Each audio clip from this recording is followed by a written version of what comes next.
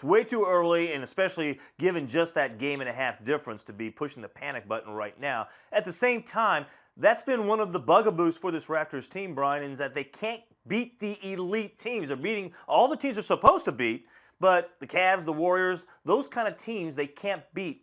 Do you see maybe between now and the trade deadline doing something so that they can get maybe another player to help out that outstanding backcourt?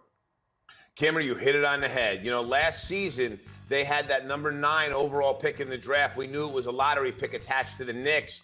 They could have absolutely dealt that for maybe a Ryan Anderson, a Thad Young around the deadline.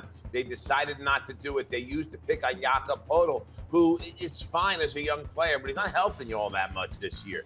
For this year, when you look at their sets of assets, Terrence Ross has played much better. Norman Powell has played much better. Poeltl's there. Valanciunas is there. They're dealing from a position of strength trade deadline time. And I have to tell you, the way they currently exist, they're not good enough to beat Cleveland. Lowry's going into a contract year. They're going to have to pay him through their nose to keep him. They've had a gift here at $12 million a year for the last 4 years with Kyle Lowry.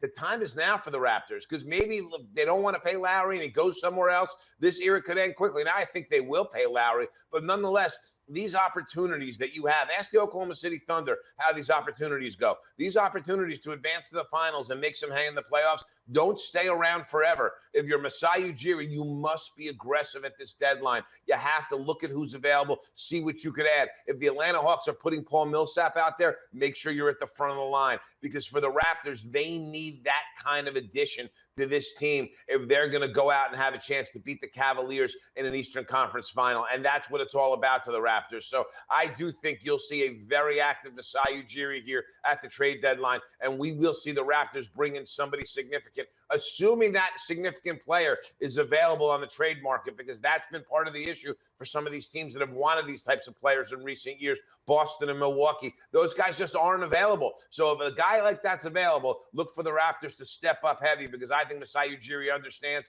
this is maybe their best chance in this era with this group to go get a title.